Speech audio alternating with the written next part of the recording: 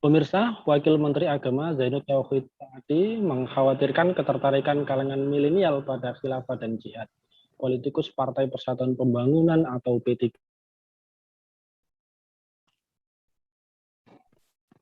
mendasarkan kekhawatirannya pada hasil penelitian program pasca sarjana Universitas Islam Negeri Sunan Kalijaga Yogyakarta di 18 kota atau kabupaten. Penelitian itu mengungkap generasi milenial sangat berminat mengakses literatur keagamaan. Masalahnya, literatur keagamaan yang banyak diminati justru yang bertopik jihad dan khilafah.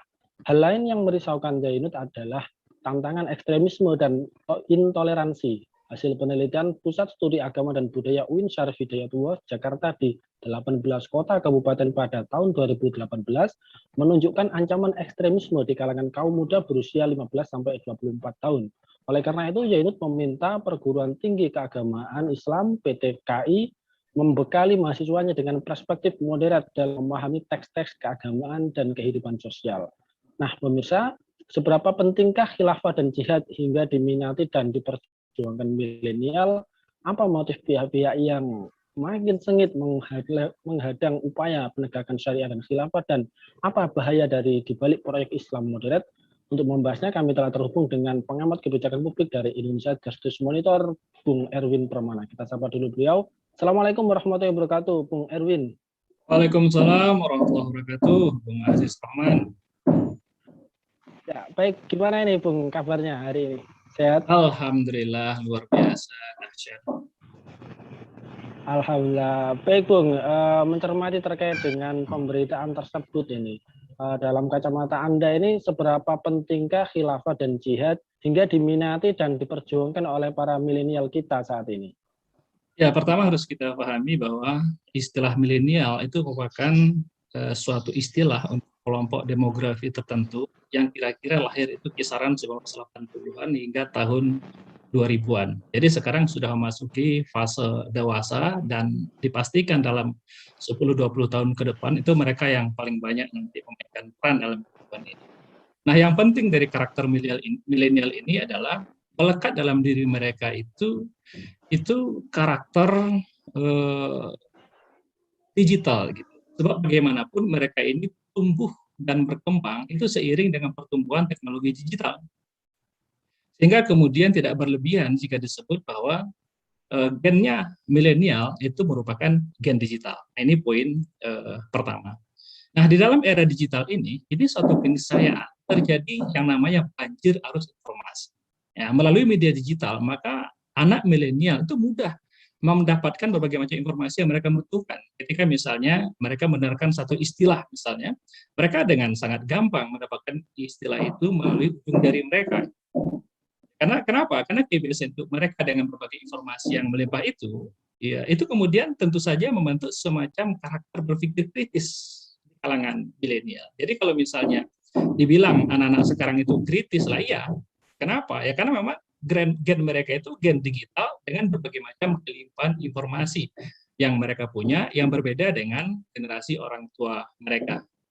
Jadi mereka sangat tertarik dengan informasi-informasi yang update, gitu. Kenapa? Karena kalau nggak begitu mereka menjadi kudet, kurang update. Nah, ketika mereka mendapatkan satu istilah, sebutlah misalnya tentang khilafah, ya, maka mereka juga dengan sangat mudah memahami apa itu khilafah dengan mencari informasi itu di internet. Ya. Walaupun di internet banyak informasi-informasi yang tidak benar tentang khilafah, informasi-informasi yang menciptakan khilafah yang dilakukan oleh orang-orang yang tidak bertanggung jawab, gitu ya. Tapi juga tidak sedikit di internet itu tersedia informasi yang menjelaskan konsep khilafah itu dengan terang, dengan jelas.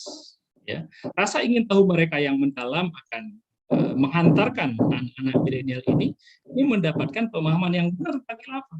Maka semakin sering istilah khilafah ini didengung-dengungkan, sebut-sebut, maka akan semakin banyak milenial yang tahu apa itu khilafah. Nah, kita paham, rezim ini merupakan rezim yang paling hobi menyebut khilafah, jihad, seperti tadi yang Bung Aziz katakan, dengan nada-nada negatif. Nah, sadar ataupun tidak, sebetulnya rezim ini telah berkontribusi meningkatkan rasa ingin tahu para milenial itu tentang apa itu khilafah, tentang apa itu jihad. Akhirnya apa yang terjadi adalah mereka justru semakin paham dan semakin banyak yang bukan hanya sebatas tahu, bahkan kemudian mengambil bagian dalam perjuangan khilafah itu. Sebab bagaimanapun nama khilafah itu